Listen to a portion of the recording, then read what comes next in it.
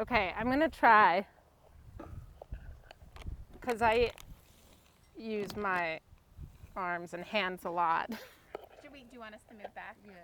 I mean, Should we? 6 feet. I think I'm okay. I think so. And when we finish, we should tell everybody yeah. that we know each other Yeah. in another capacity. All right. 5, 6, up. No, I feel like I'm teaching. Okay. I'm Carrie, and I don't know a lot of you. I'm new to Missoula and to the arts community, and this is very cool for me to be part of this.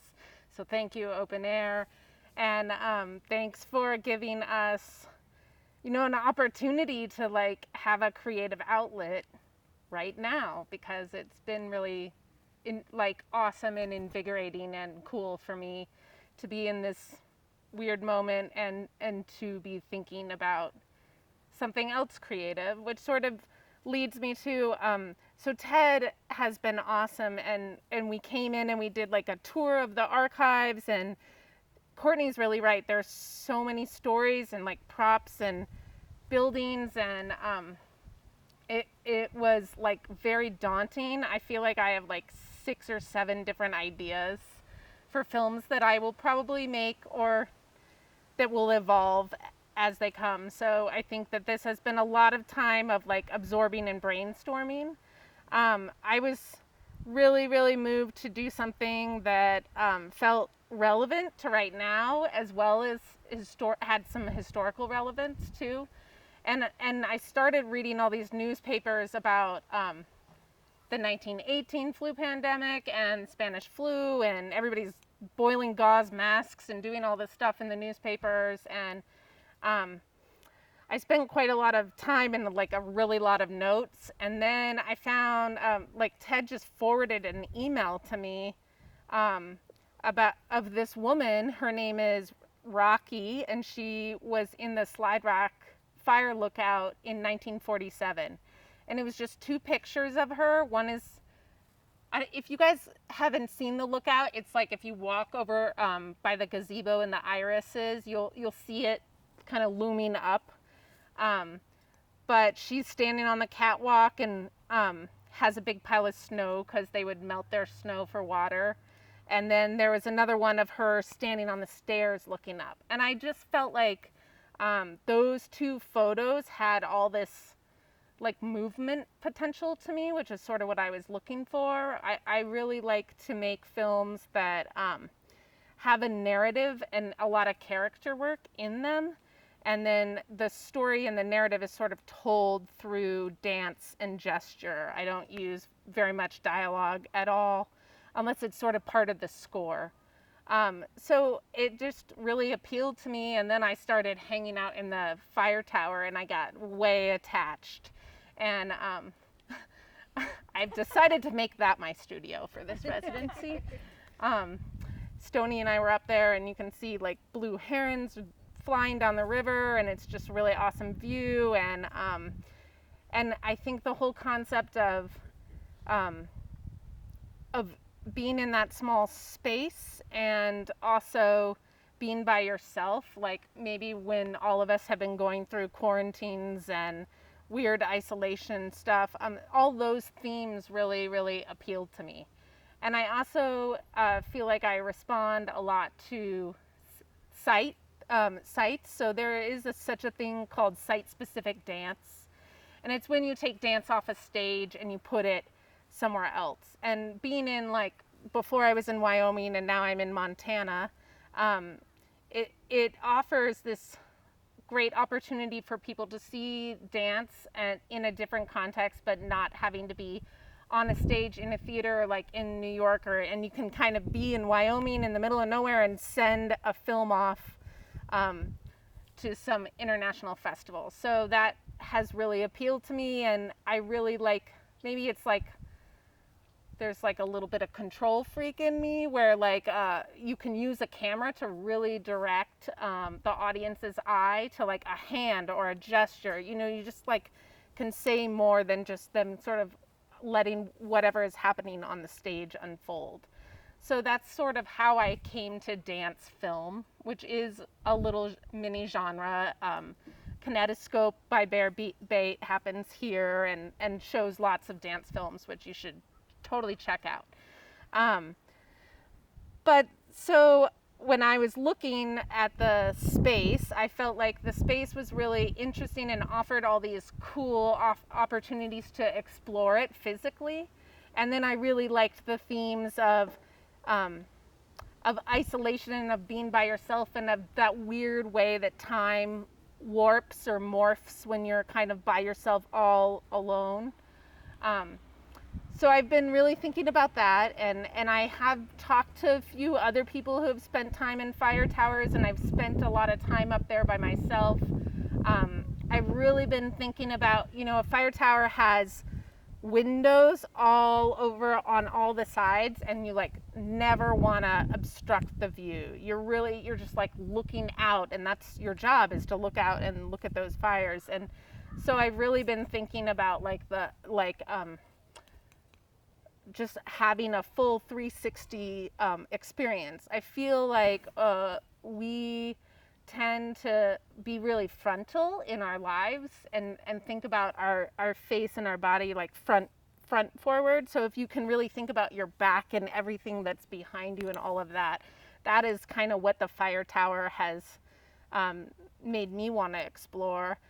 That, as well as the idea of having almost nothing to do and just being by yourself, but also sitting there and sort of vigilantly looking out constantly the whole time.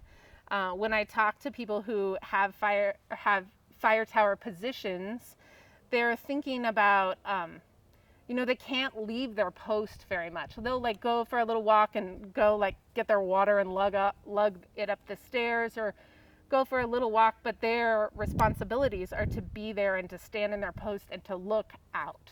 And that's such a interesting way to live and way to track time. And when you're in those fire towers, you're up with the sun really early, and then you go to bed with the sun. And so I think what I really am interested in exploring is sort of the passing and weird morphing of time in that situation. So that's what I'm exploring. I have one dancer, and I know I have all these weird Jackson Hole ties, but she was actually a student at the dance school that I taught at and worked at in Jackson, and now she just graduated, or maybe she's close to graduating from the dance program here at UM, and we've known each other a long time and share a lot of vocabulary and experiences and a lot of teachers. And so we're working together, and the way that goes is I'll kind of give her prompts. What it's been so far is like, play on these stairs in this little space, or there is such a thing called a Osborne Fire Finder, which is a tool that they use to position and orient and measure where the fires are when they see a little bit of smoke. And it's this big like circular table, and you line up your sights, you kind of line it up different. There's a bunch of different measurements, but you're essentially trying to pinpoint the fire and how far away, and then radio in, and multiple lookouts can kind of radio in at the same time, and then you can sort of triangulate and find where that fire is. But what was really interesting to me is it's this big circle, and you turn it around, and then you like look through, and I just felt like it had a ton of really interesting movement. I see you, Kelly Bohm. This motion is in a lot of our choreography, because it's sort of peering through. And then I also really like the reflexivity of like film and squares and cameras and lenses and our TVs and all of those multiple sort of meanings and metaphors in it. So Noelle, my dancer, and I have been exploring all of those movements and all these little pieces, and then I have made a little script that changes a lot, but is kind of the structure of the film. And so I think we've gotten to the point where I have a little bit of structure, we have a little bit of choreography. I like to keep it really loose, so then I kind of direct it or sculpt it, or however you want to talk about it. But she'll do a phrase once and then I'll say, okay, do the whole thing, but do it really, really small, like your feet can't move off the floor. And that just changes the tone of the movement. Or I'll say, okay, do that. And one of my plans is to like give her a really huge water jug that she has to get up the stairs. Do this whole phrase with this, trying to move this massive water jug, which really changes the physicality. And I like to keep it really loose and sort of spontaneous and improvisational. It usually ends up to be a lot of footage to go through, but I just feel like that keeps things fresh and really different. And it's like more like art making in the moment instead of something that is maybe like performed perfectly as it was. And it just keeps it really alive for me. And so that is sort of my process and what we'll be doing. I think we're going to shoot next weekend. We're going to do a night shoot. It's really cool up there at night. And one of the things that I wanted to explore is it gets crazy hot in there because the windows are all glass and it just like bakes in there. And so when you're in that fire tower and you're trying to sleep, it feels like sort of oppressively hot. And it's possible that I might not be sleeping great recently. And so I've like sort of used all this sleeping, tossing and turning and thinking and getting out of your head as sort of motivation for that section in the film. But that's sort of where I'm at. I mean, one thing that was kind of has come up for me in the last couple days is I talked to a woman, Karen Kaufman, who is a dance professor at UM, but also has spent 34 summers in Lookouts, and her husband has a like pretty intense post in Bear Lake Lookout that is like 54 feet off the ground and demands all these cool like physical things to get up and to get going and to get your wood. And so just I've been having conversations with her, and one thing that I thought was really interesting in our last conversation is she talked so much about the solitude of it all. And I noticed that what I keep talking about is isolation, because I was sort of coming from this like weird quarantine thing and the idea of isolation and what that does to us. But when you're in a fire tower, you know, the difference between solitude and isolation is really like you either choose it or it's put upon you.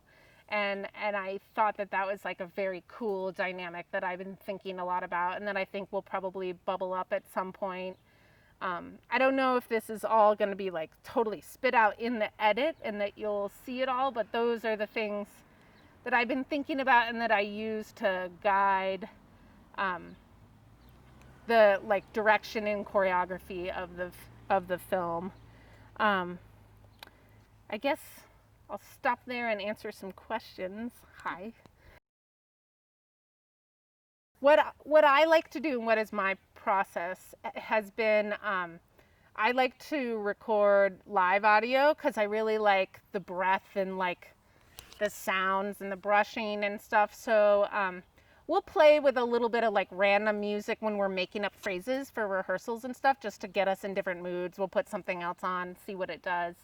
But when we're shooting, we'll keep it quiet and probably just try to get live audio there. And then I like to edit it and then have someone score something over it after the edit. So that's usually how I work. I'm excited. I just got a little mini SIG grant from Montana Arts Council. So I got money to pay my dancer and pay a camera person and to go toward a little bit of score. And I'm really, really, really passionate about paying artists when I collaborate with them for rehearsal time and shoot time and all of that. It's something that's really important. So thank you, Montana Arts Council. Now I'm in Montana and I really appreciate them. So that was a big deal, but that's how we approach audio. I mean, I think it would be cool to start with a score, and that would be a much different experience because we'd probably be setting choreography and timing a little more, which would be cool, but would demand probably more time than I have available to me right now. But it would be a really great way to work. The other thing that gets a little finicky is just with film and festivals, and probably the very real reality that this will be something that is like an online virtual thing, that you just have to think about music rights so much, which is why I would rather work with someone who's scoring it. I have like used a Patsy Cline song and then gotten the rights to it, but it's like a lot of loopholes and red tape that I have kind of prefer to avoid usually. Questions?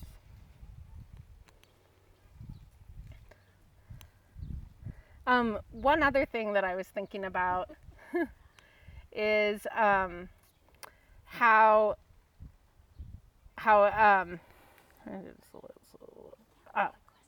Kelly has a question. Okay, really quick. The other thing is just like the way the pacing of your day is so slow. And I really want to capture this like slow down and totally abandon and like change in pacing on how you do things. And I'm also like, I want it to come across as really slow pace the whole day, but I also don't want like a really draggy, slow film. So one of the things I think I'm working with is the challenge of using slow movement and slow execution and maybe a lot of stillness, but like faster edits so that it still has some rhythm and some change and some texture, and playing with that balance. So that's another thing that I've been contemplating a lot. Kelly, did you have a question? I've been like on the fence, and we actually had a talk in one of the like open air artists days where we just like hang out in the grass and try to talk to each other about what we're doing and what our process is, which I really enjoy. And I think I got really caught up, and I don't know if it's this time where I'm just like thinking really hard about like whose stories we tell and how, and the ethics of telling stories about people that you don't know or that you may not share a lot in common with. But also I think it gets a little heady when you're here at Fort Missoula and there's all these like awesome historical resources and really clear journals and pictures, and it sort of made me feel like I had an obligation to represent history and represent this woman like exactly as she was. I actually got to talk to Rocky, and we emailed a little bit. She's 92 now, and she actually didn't remember that much from the time. Like, she vividly remembered like the canned food that they ate, but not a lot of other stuff. And I tried to talk to her a couple times, and then I like kind of was like, whoa, I feel like my idea of her is so strong, and it's kind of clearly not how she remembers, or it's not exactly what it is. And so then in one of our like little circles, I think it was Lauren Norby, who was like, well, it can just be a jumping off point. Like, you're using the site and everybody will see the site, but you're not like, you can use it as a jumping off point and you don't have to be tied to the history. And that like sort of, I felt like I was like a little bit released from the obligation of like really being very clear about the historical elements of it. I think that there'll probably be some dates and some stuff in there, but I sort of have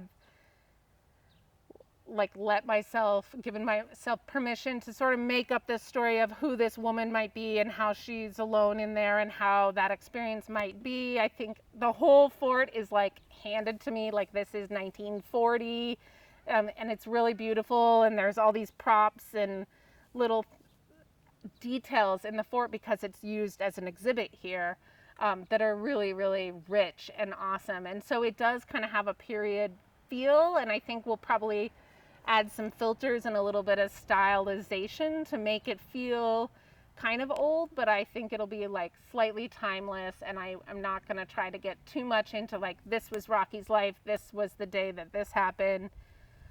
You know, then I start getting one thing that I've been obsessing about is when you film out and all the windows are so awesome and there's such cool light, but you also see like Fort Missoula and like green grass cut and like the river over there, and that's not where Slide Rock Lookout would have been, way on top of a mountain, and you would have seen the top of trees.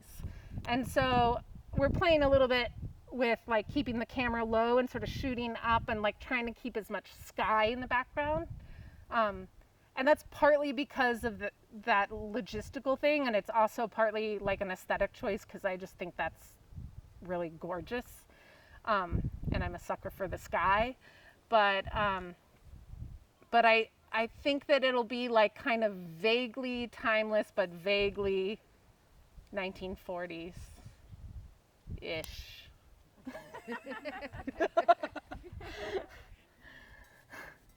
Anybody else? Yeah. Where will we get to see it? I don't know. I promised in my application that I would shoot by the end of the residency, which I am going to do. And then I do like to, once it's in the can, it's not going to be film, it'll be video. Then I usually try to stay away from it and not look at it for a little while. And then I try to watch the footage sort of with fresh eye, and I'll probably like get a few collaborators to watch it that almost know nothing, just to see like sort of what they felt drawn into. And then hopefully I'll cut it and show it at the Roxy when the Roxy's open at some point. I think is that a good amount of time? Yeah? Cool. Thank you for listening. We better get this off of here.